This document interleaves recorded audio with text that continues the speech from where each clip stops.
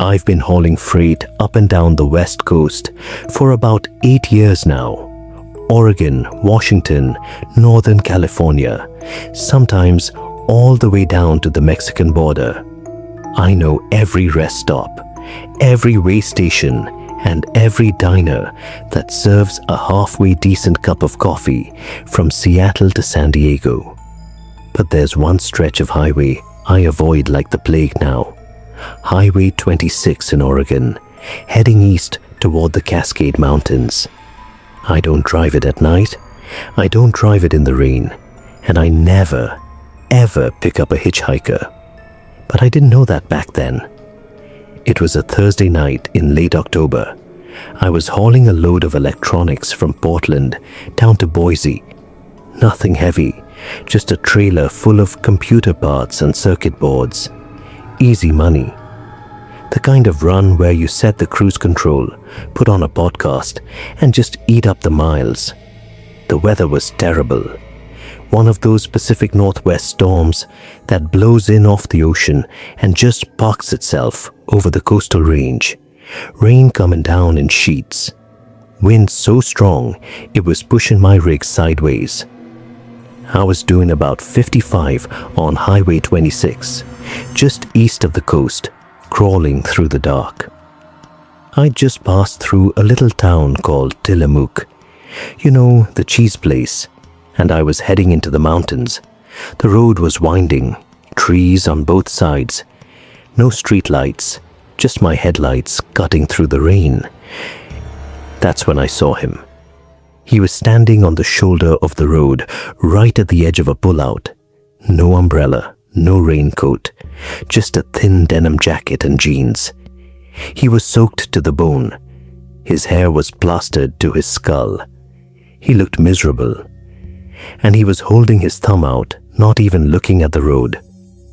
Like he didn't expect anyone to stop. I almost didn't stop. You hear stories. Truckers getting robbed, getting killed, getting set up by people who pretend to be stranded. I've got a wife and 2 kids at home. I don't take chances. But it was raining so hard, and he looked so pathetic, a kid really. Maybe 20 years old, skinny, pale. He looked like he hadn't eaten in days. I hit the brakes and pulled over. The air brakes hissed. I rolled down my window and shouted over the rain, "Where you headed, kid?" He walked up to the window. His face was blank. Not sad, not grateful, just blank. He said, "East, as far as you can take me." I said, "I'm going to Boise. I can get you as far as Ontario. That's on the Idaho border." He nodded, didn't say thank you, just walked around the front of the truck and climbed into the passenger seat. He was dripping water all over my floorboards. I handed him a towel from behind my seat. He took it, dried his face and his hair, and then just sat there, staring straight ahead. I said, "You got a name, buddy?" He said, "Doesn't matter." I said, "All right, suit yourself." I pulled back onto the highway and got up to speed. The rain was pounding on the roof of the cab. The wipers were going full blast. The road was slick. I kept both hands on the wheel and focused on driving. The kid didn't say a word for the first 10 miles. He just sat there, perfectly still, staring at the dashboard. No phone, no bag, no nothing. Just a guy in a wet jacket with nowhere to go. I tried to make conversation. "Long night to be out in this weather. You got family out east or something?" No answer. I said, "I used to hitchhike when I was your age. Met some interesting characters. Some good, some bad. You meet any weirdos out here?" Nothing. Just silence. I shrugged and turned on the radio. Static. I tried a few stations. Nothing but static. I turned it off. The rain was the only sound. That and the hum of the tires on the wet asphalt. We drove like that for another few miles. I was starting to get a weird feeling in my gut. The kind of feeling you get when you're alone in a dark room and you know something is watching you. I glanced over at the kid. He was still staring straight ahead, but his mouth was moving, just slightly, like he was whispering something under his breath. I said, "You say something?" He didn't look at me, but his voice came out low and dry, like gravel scraping against glass. He said, "Don't stop for the next 3 exits. They're waiting for you." I felt a chill run down my spine. I said, "What? Who's waiting?" He didn't answer. He just kept staring ahead, whispering to himself. I said, "Look, kid, that's not funny. What do you mean?" Nothing. Just silence. I decided to ignore it. Maybe he was on something. Maybe he was mentally unwell. I dealt with passengers like that before. You just drive, drop them off, and move on. I focused on the road. The rain was getting worse. Visibility was down to maybe 100 feet. I slowed to 45. About 2 miles later, I saw the first exit sign. It said, "Junction 17, 1 mile." I glanced at the kid. He hadn't moved, but I noticed his hands were gripping his knees, tight. His knuckles were white. I drove past the exit. Nothing happened. Just an empty off-ramp disappearing into the trees. The second exit came up about 5 miles later. Pine Valley, 1/2 mile. I drove past that one too. Nothing, just more trees and rain. The third exit was about 3 miles after that. Salem Creek, 1 mile. I was going to drive past it. I really was. But as I approached the off-ramp, I saw something that made me hit the brakes. A car, a small sedan, pulled over on the shoulder of the off-ramp.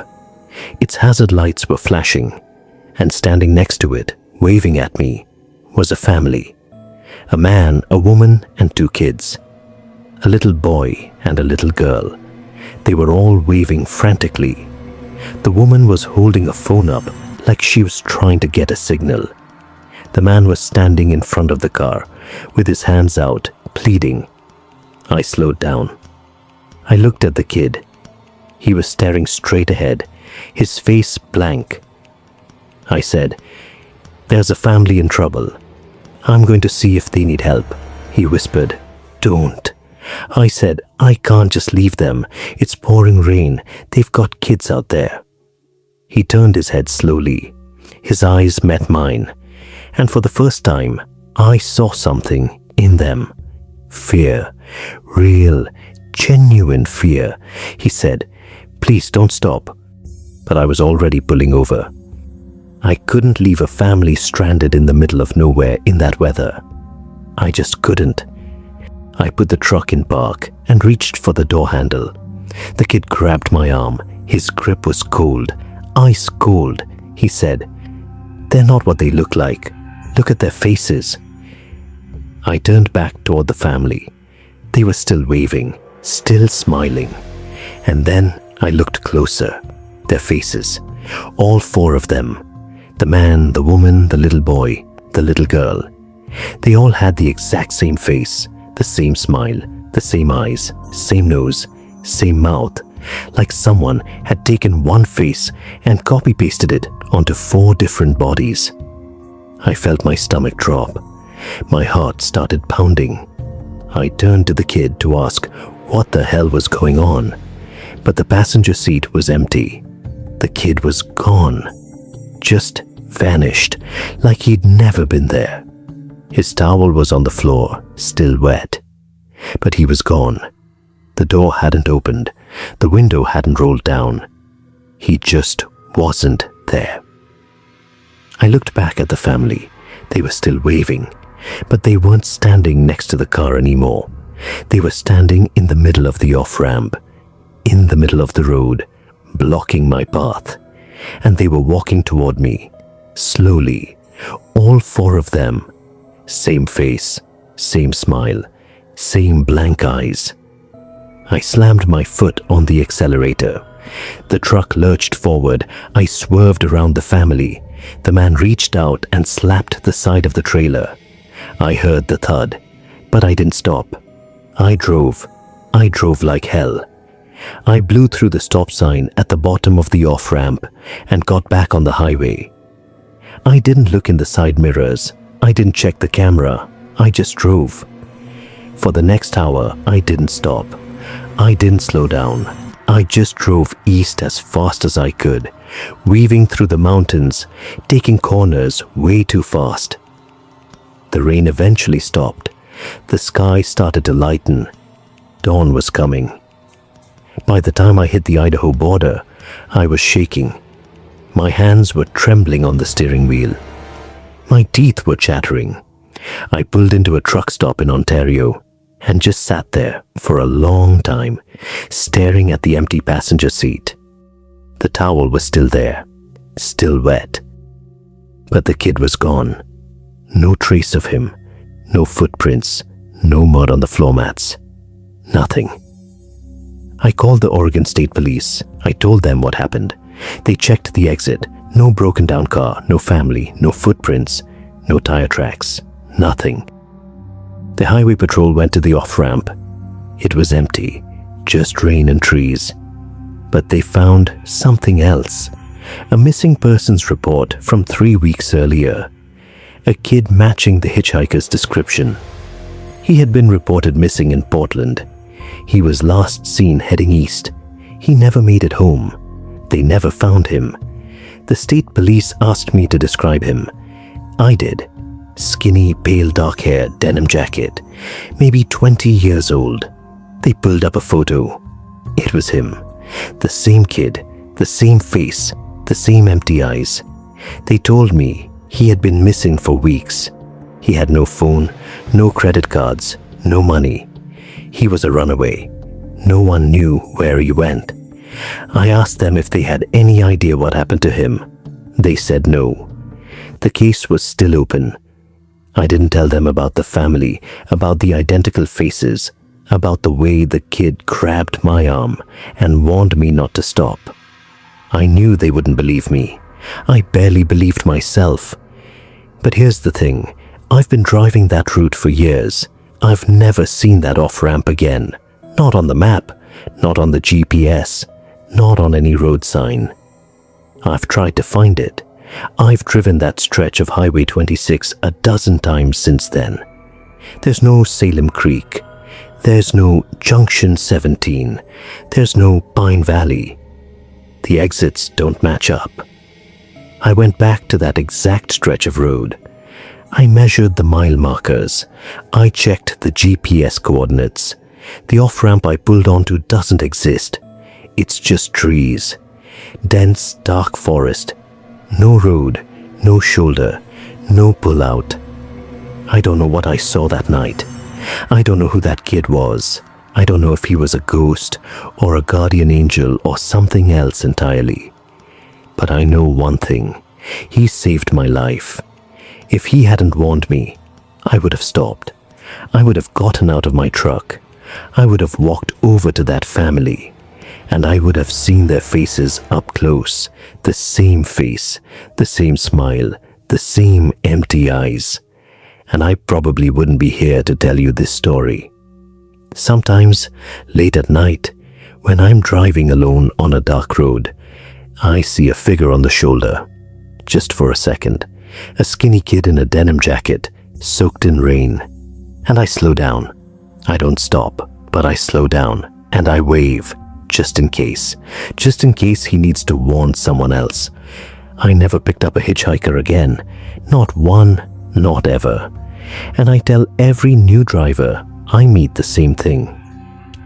You see a hitchhiker on the side of the road, you keep driving. You see a broken down car with a family waving, you keep driving. You see anything that looks too perfect, too convenient, you keep driving. Because there are things out there. Things that look like people, things that smile with the same face, things that want you to stop, and if you do, you might not get to start again. I don't know who that kid was.